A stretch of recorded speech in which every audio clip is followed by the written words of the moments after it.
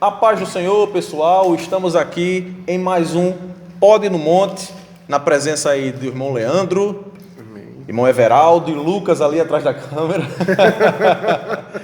Hoje nós vamos debater, pessoal, sobre um tema muito importante para nós, para a igreja.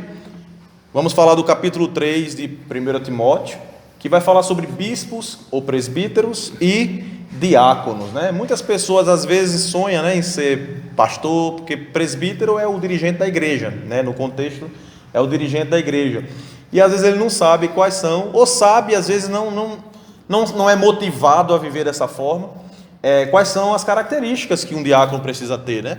Às vezes é muito negligenciado, e a gente precisa trazer sempre isso à tona, falando aqui do capítulo 3 de 1 Timóteo. Vamos deixar os irmãos aí já introduzirem aí a apresentação deles, começando por Everaldo. Assim, a gente tem orientações bem explícitas aqui no terceiro capítulo, né? Que inclusive a gente se depara às vezes com assuntos dos irmãos falando que eu quero ser pastor, aí os irmãos chegam e falam, nossa, mas isso aí é querer muita coisa, você não devia procurar isso, porque isso aí é um chamado. Pelo contrário, no início daqui do capítulo, Paulo já fala, se alguém deseja o episcopado, boa obra deseja. Então não é errado você querer seguir uma obra de ministério ou de liderança, né? E a gente se depara hoje em dia, infelizmente, com a escolha de forma errônea de pessoas para a liderança, porque a gente acaba invertendo os princípios que a Bíblia traz, que é escolher a pessoa pela habilidade. Mas como eu estava comentando aqui antes de começar a gravação, quando a gente pega as orientações diretas, tira o que está se repetindo e vê as orientações explícitas, a gente tem 16 orientações diretas, que 15 é de caráter e uma é de habilidade, que é apto para ensinar. E hoje em dia a gente vê líderes sendo mandados para estudar teologia por anos, para ser apto a ensinar, mas na verdade às vezes não tem uma aula ou uma orientação de caráter, né? Aí a gente acaba, infelizmente, vendo muitos escândalos, e às vezes esses líderes nem lidar com esses escândalos, sabe? Que a Bíblia orienta, né? Se recuar, se acertar com Deus e enfim voltar para o ministério, né? Colocação, essa sua colocação, meu amigo, é perfeita, e é o que a gente está sofrendo muito hoje, porque também caráter você não vê em 6 meses de sala de aula. Caráter é moldado por um processo com Deus. Eu vi uma pastora, ela não é pastora, perdão, ela é contra até esse título de pastora, uma professora presbiteriana, que ela diz que o chamado de Deus ele vem até antes de você nascer. Então às vezes Deus já está trabalhando no seu ministério desde a sua infância. Às vezes você está passando por um processo e você não sabe, meu Deus, por que eu sofro isso e meus coleguinhas nenhum sofrem? Porque às vezes já é Deus trabalhando em você para o seu ministério. Então o caráter, ele não se faz em faculdade de teologia. A teologia é para habilidade, como você colocou. Perfeita essa colocação, porque realmente a gente está sofrendo muito uma carência dessa questão de caráter mesmo em lideranças na igreja. Porque o papel do pastor, especificamente, que a gente está trabalhando dele, né, primeiro, ele é um papel extremamente importante para a igreja, então ele não pode ser escolhido ali de forma aleatória ou de forma assim desordenada. Eu vou trazer uma ideia, assim, um exemplo, né? Apesar daqui a orientação do texto ser Paulo, basicamente, né, que é o autor, a gente também tem que lembrar do Pedro em si. Como é que será que foi para Pedro sair escolhendo as pessoas? A gente analisando para os dias da época dele, né? Para os dias de hoje, você escolhe por convivência. Você convive com aquela pessoa, você sabe quem é aquela pessoa, entendeu? Faz todo um processo de avaliação para colocar a pessoa naquela função. O Pedro não tinha esse tempo para isso, talvez, porque era muito corrido. E boa parte dos pastores daquela época, nem era o próprio Pedro que indicava. Quer dizer, eram outros irmãos de confiança do Pedro que faziam a indicação, ele confiava nesses irmãos. Olha o processo, como era complicado. Né? Ele tinha que confiar no que seus irmãos estavam dizendo a ele, os irmãos de confiança, que aquele pastor ia fazer um bom trabalho. E outra, a avaliação do pastor não é só o pastor em si, eles avaliam tudo ao redor daquele pastor. Aquele pastor é casado, para começo de conversa, né? Um detalhe que as pessoas já de cara observam, como é que é a relação dele com a esposa, como é a relação dele com a sua família, filhos, no caso, filhos, pais, tios, os demais, né? Quando eu tô falando família, tô falando no aspecto, né? Não é só o casal, né? Família, o parental, digamos assim, né? Os parentes. Como é que é a relação dele com seus parentes, com amigos, qual a relação dele com a sua comunidade, também é importante. Que às vezes você bota um pastor naquela comunidade, mas aquela comunidade odeia aquele pastor. Isso já aconteceu, tá? Às vezes ele é ótimo para a sua família, mas para a sua comunidade ele é um pesadelo, né? Então, assim, tudo isso é avaliado antes da escolha de um pastor, né? Não é uma questão, como eles estavam dizendo aqui antes, não é uma questão só de pequenos detalhes, tem toda uma coisa orquestrada antes para chegar a definir aquele homem. Não só o pastor, mas o diácono também, né? A gente está falando do pastor porque é logo no início do texto, mas são posições de liderança. Ambos passam por essa peneirazinha para chegar ali. Né? Mas eu tenho só uma adenda a fazer aí. Eu sou contra pesar a comunidade para escolher o pastor. Imagina, tipo assim, não, se a comunidade não gosta de mim, é porque eu não tenho que ir para ali. Eu sei. Em outro aspecto. Eu tô só acrescentando isso. A comunidade cristã que eu tô falando. Não é a comunidade só morada, não. Não, mas eu também sou contra a comunidade cristã. Por quê? Porque presta atenção, a gente vai de encontro a tudo que Paulo falou para Tito. Não é nisso. Não, mas assim, a comunidade cristã que eu estou falando é que, vamos supor, eu indiquei um pastor. Sim. Com base em palavra de outra pessoa. Certo, que é o caso uma administração.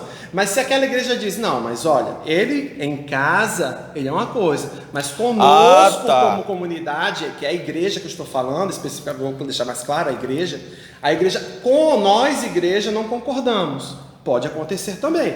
Aí a igreja vai dizer, mas por que vocês não concordam? Qual foi a conduta? Aí tá certo. Entendeu? Aí certo. A comunidade que eu estou especificando não é a comunidade, deixa eu deixar claro, não é a comunidade onde ele mora, não. É a comunidade igreja. Não, mas eu tinha entendido que você estava falando da igreja. Certo. O que eu estava querendo dizer é o seguinte... Você também pode entender errado aí. Não, o que eu estava... Não, se você fala... Você os demais podem entender... A comunidade que eu estou falando aqui é igreja, tá? É porque na Bíblia trata a comunidade também igreja, da mesma forma em algumas traduções. Tá, mas se a gente se deparar com uma comunidade, no seu caso, igreja, uma comunidade que está relaxada. Não, mas é outra situação. É aí onde entra a minha discussão. E vem o pastor que está querendo, na verdade, trazer a comunidade para o que ela deveria estar. Correto. Aí a comunidade não gosta dele, aí a gente entra no porém, mas... Era isso, pronto, eu só queria acrescentar para você. Essa informação, você foi muito claro, mas eu só ia acrescentar esse dado. Por quê? Porque tem pessoas que pensam assim, que acham assim, não a Assembleia de Deus, mas igrejas mais que trabalham igrejas que trabalham mais com conselho, como por exemplo a presbiteriana, uma igreja batista, que tipo assim, se a comunidade quiser derrubar um pastor, ela derruba. Eu não acho isso muito sadio. Não, eu acho legal um conselho, ele para ajudar o pastor. Mas, por exemplo, você pega uma comunidade que ela consegue mobilizar pastor, por exemplo, você vai para lá, a comunidade, não vou mandar Leandro para ser pastor daquela igreja não, porque lá o povo não gosta dele. Aí entra aquilo. Por quê? A comunidade não gosta dele. Tem que ser avaliado. Eu já avaliei o pastor. Sei que o pastor é um homem íntegro, honrado. Agora eu quero saber por que essa comunidade não gosta dele. Aí se ela não gostar, é porque provavelmente ele seja a pessoa ideal para ir para lá e ensinar esse povo. Ou não. Dependendo da situação. Ou não, exatamente. Mas depende da investigação que ele apurar da igreja. Exatamente. Mas o que é que eu estou querendo dizer? Só pelo fato de uma igreja não gostar de um pastor, não quer dizer que aquele pastor não tenha que ir para lá. Porque se você for avaliar, às vezes aquela comunidade ali está totalmente relaxada, querendo mais um oba-oba. Aí quando você vai ver, então é por isso que a comunidade não está gostando do pastor, porque o pastor está descendo o cajado. Exatamente. Sim. Não, mas nesse aspecto sim, mas eu estou falando assim como uma avaliação. Eu não estou falando de ele já botar lá por a situação da igreja em si. É a avaliação daquele líder, se ele vai se adaptar ou se adequar com aquela igreja naquela situação. Porque às vezes você manda uma pessoa ali que ele não está apto para exercer a função naquela igreja. Vamos dar um exemplo do próprio Tito. O Tito ele pegou uma igreja, certo? Que não foi ele que fundou. Quem fundou foi Paulo. Então o pessoal está acostumado com o método e a forma de Paulo de dirigir aquela igreja. Então a pessoa que vai administrar aquela igreja tem que seguir os mesmos métodos, que é exatamente o que Paulo passou aqui. Já pensou se eu botar alguém de Pedro? Será que funcionaria da mesma forma? Será que a igreja conduziria? Está entendendo onde eu chegar? Faz sentido. Entendi. Então você tem que chegar a vibe dali, daquele funcionamento ali para que funcione, então, não para que ele caia. A forma como o pastor vai abordar a mensagem com a igreja. Isso. Porque aquela igreja já está receptiva, ela não está negando a mensagem. Ela tem problemas, tem que ser resolvido, é claro isso no texto, Mas tem que ser alguém que entenda a igreja e consiga funcionar junto com ela. E até aquela cultura do povo ali também, né? Porque até a criação dos diáconos foi criada no meio de um conflito, né? Porque os helênicos, né, os gregos, eles estavam sentindo não tão assistidos, porque só as viúvas hebreias, os hebreus estavam sendo. Aí estava gerando tipo como fosse uma aparência de preconceito e de prioridade. Aí, para acabar com a briga, pegou pessoas que provavelmente tinham Filipe, Estevão, entendeu? Que tinham um alinhamento mais com esse lado aí dos gregos. Exatamente. Aí, para resolver conflitos, isso aí eu entendo, certo? Eu só, nessa vibe que eu tô falando. Entendi. Só nessa questão só pelo fato da igreja não gostar. Agora acontece sim, realmente. Por exemplo, um pastor, porque ali era missões também, né? Eu vou mandar um pastor que tenha um alinhamento com aquele povo, com a linguagem e conheça a história daquele povo. Porque se eu mandar um judeu, provavelmente ele não vai ser bem recebido. Agora, nos dias de hoje, as regras são outras. São outras, tá? Eu estou falando aqui as regras segundo o período difícil. Se fosse fácil... O período de Pedro não era muito simples, né? Não era. Ele gosta de Pedro, tudo bem. Não, mas eu estou dando um exemplo aqui do Pedro por conta do sistema de hierarquia. Você imagina a confusão que isso não era. Hoje é tudo muito mais simples. Hoje o sistema é simples, entre aspas, né? Mas é mais simples do que na época porque a gente convive com as pessoas, né? A gente está ali naquela convivência e fala, não, isso aqui eu conheço, isso aqui eu convivo, eu sei quem é, entendeu? Você tem aquela convivência, facilita muito para você entender que aquela pessoa é apta ou não para aquela função, né? Nessa época era tudo às cegas, as pessoas estavam chegando na igreja naquele momento, entendeu? Então ainda era algo que estava sendo construído, ainda tinha que ser problemas para se resolver. Você imagina hoje para quem vai evangelizar, nos dias de hoje é quem evangeliza que tem esse problema, porque você vai para uma comunidade específica, eu gosto de falar de comunidade física, né? Você vai lá para evangelizar e aquela comunidade, alguns são receptivos, outros não. Esses que estão receptivos vão demorar para se acostumar com aquele sistema, né? Para aquela estrutura, porque eles têm outros costumes, né? Mas vão se acostumar com o tempo. Mas ali depois, aí você vai ter que botar pessoas para te ajudar naquele ministério, aquele ministério a funcionar. Então, ali é mais ou menos parecido com o que acontece aqui.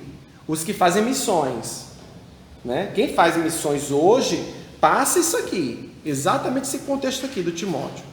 Para os que não fazem a missão, que já estão nas suas respectivas cidades ou estados, que seja, é mais simples de montar algumas coisas, porque você está ali em loco direto, né? Só isso que eu estava dizendo. E outra coisa que Everaldo já começou aí falando muito bem, que é outra coisa muito importante, é sobre a aspiração. Que tem pessoas que acham que se sentem intimidadas e envergonhadas por dizer que quer ser um pastor.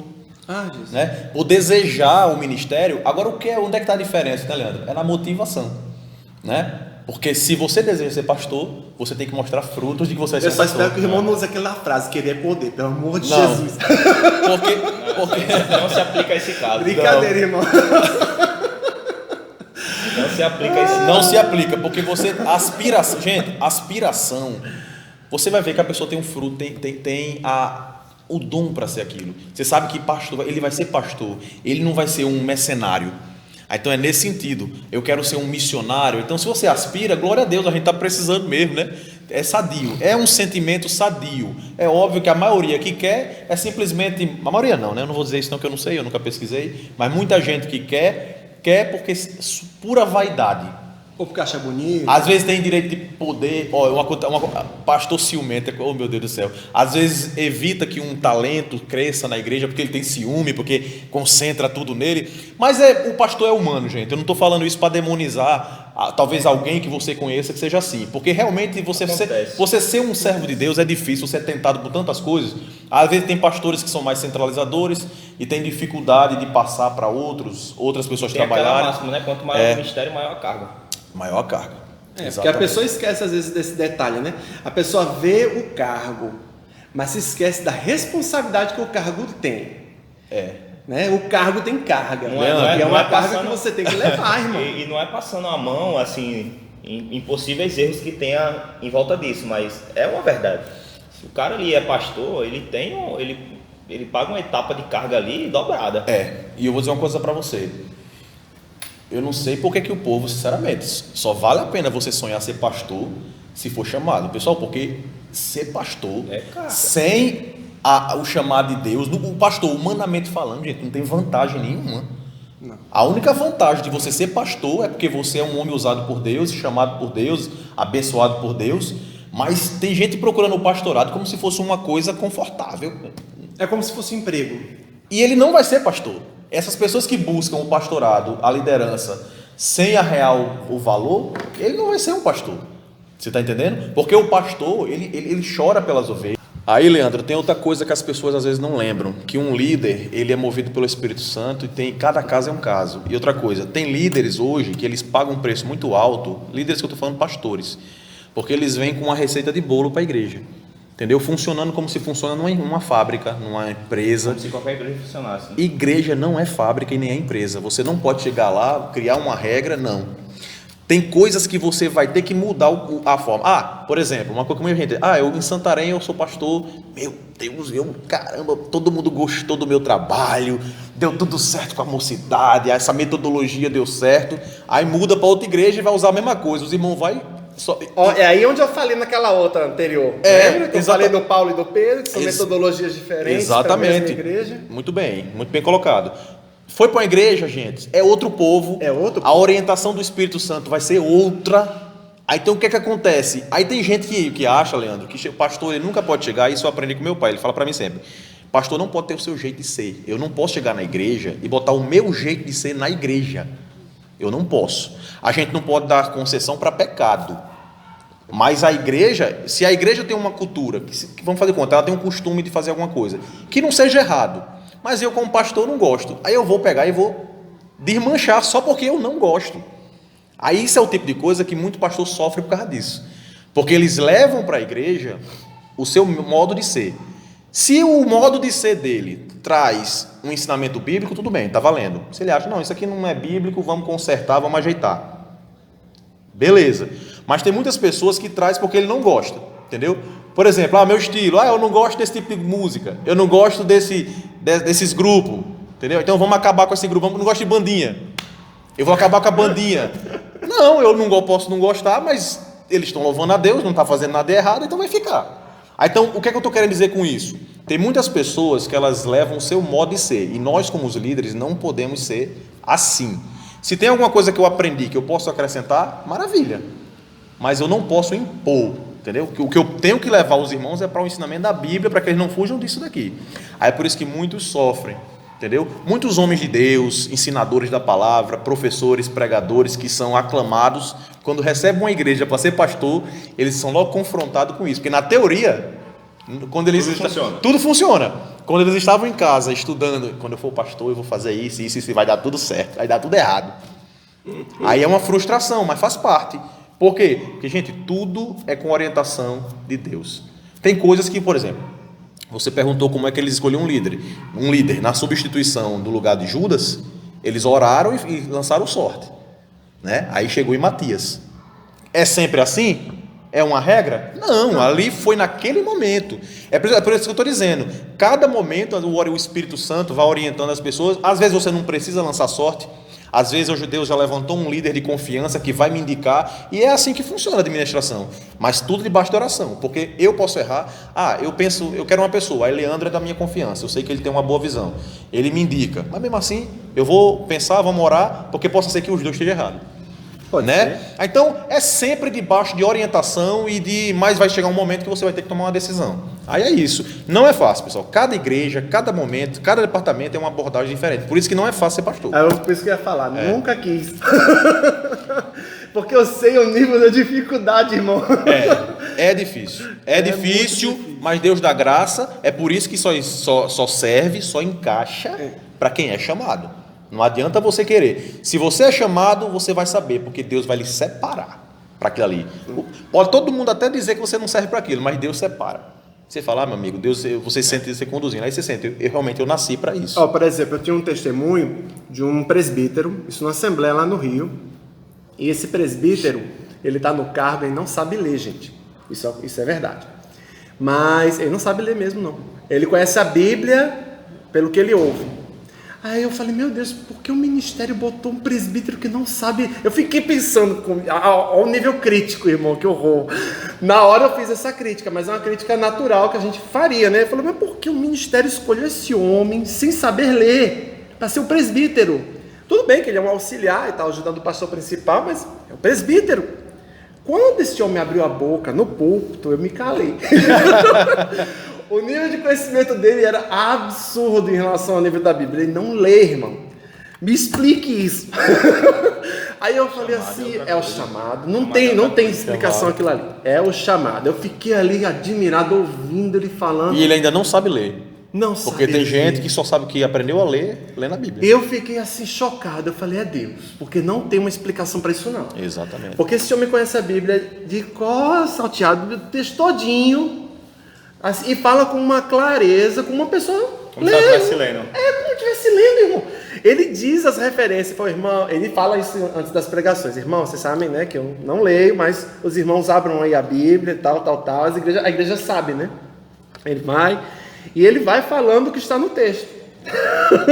E que bom que você aprendeu a lição, porque tem gente que não aprende, né? Eu fiquei assim, fiquei em choque, porque aquilo ali pra mim era completamente fora da curva, né? Mas aí o meu pastor falou, ele falou, gente, é assim que Deus trabalha. É assim que Deus trabalha, exatamente, Leandro. É desse jeito. E aqui fala no versículo 2, é necessário, portanto, que o bispo seja irrepreensível. Nesse caso de irrepreensível, gente... E bispo, né? Você tem que explicar o bispo. O bispo é presbítero. Bispo e presbítero, é a mesma coisa. É porque os irmãos são... Tá? Aí então o que acontece? Seja irrepreensível. O que é que isso quer dizer? Quer dizer que eu nunca cometo erros? Não. Irrepreensível, Leandro, é não ter compromisso com o erro. É uma pessoa... Tem pessoas que vão cometer falhas e tem pastores que têm condição perfeita de chegar para a igreja. Irmão, eu quero pedir perdão à igreja pelaquela medida que eu tomei. Então, assim, um obreiro irrepreensível é um obreiro que não tem compromisso com o erro. Ele não carrega erro. Não é igual aquela pessoa que fica batendo a cabeça com a parede e não aprende, não muda. Não. Ele tem que ser irrepreensível, porque, primeiramente, é uma pessoa... Porque a gente, quando você fala de irrepreensível, dá uma ideia que você é perfeito, não é isso? E partindo do pressuposto que ninguém é perfeito, então o que é irrepreensível? É uma pessoa que está em progresso no sentido de crescimento espiritual, é uma pessoa que as pessoas não têm, que dá exemplo lá fora, no dia a dia as pessoas não ficam apontando ele como um símbolo de uma pessoa errada. Na coleira, aquele pecado de estimação. Exatamente. Então não tem compromisso com o erro, porque quando ele comete o erro, ele não abraça o erro, ele vai logo consertar, porque ele é uma pessoa que não é acostumada a estar sendo chamada a atenção. Entendeu? E aqui diz assim, outra coisa, agora aí vai entrar uma pequena polêmica, uma pequena divergência. Aí, Leandro, tem uma pequena discordância que na minha concepção, sempre tive minha posição em relação a esse texto aqui. A gente teve um debate na escola dominical. Vai dar problema. Um debate na escola dominical. Não, foi um debate. Era eu, sempre assim. Quando tem um debate um pouquinho acalorado, geralmente tá eu, o co-pastor e Jean, né? A gente gosta muito de participar, é muito bom. Aí a gente, às vezes há uma discordância, a gente começa a aquecer assim um pouco a escola dominical, mas é aquele debate bom, né? Aquele debate bom. Aí a gente falou sobre isso, sobre a questão do presbítero ser casado, né? Porque eu não vejo em lugar nenhum na Bíblia isso como um pré-requisito, porque aqui fala assim no texto.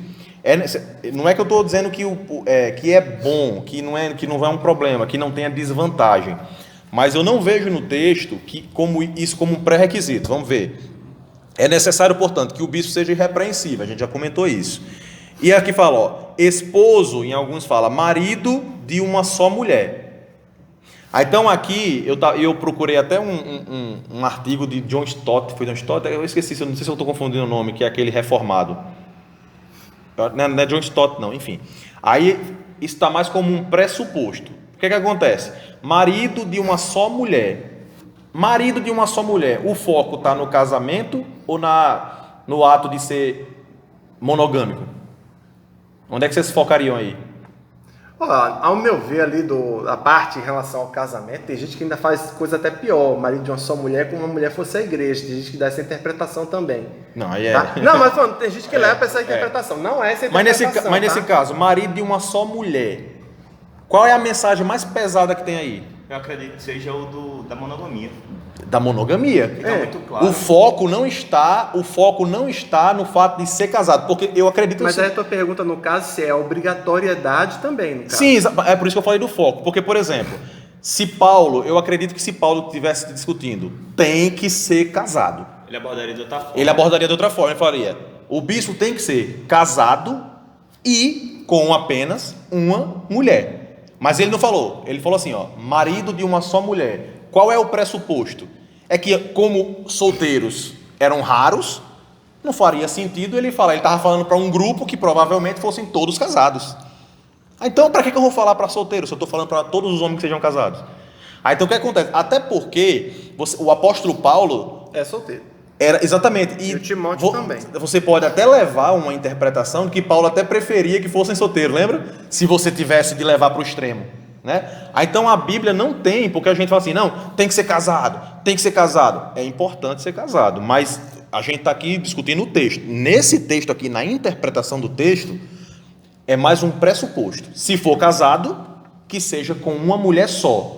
Porque tem momentos, pessoal, tem momentos que você não consegue um homem casado para ir para um lugar inóspito. Às vezes, o próprio pastor Martim já foi pastor solteiro, na cidade do meu pai, em Equador. Então, o que acontece? Você vai para uma situação, não, rapaz, não tem ninguém para ganhar, para pastorear essa igreja. Tem Leandro, um homem de Deus usado, preparado, mas ele não é casado. Não é lógico. Mas olha, eu sabia que isso ia acontecer. Eu sabia. Aguarde, por favor.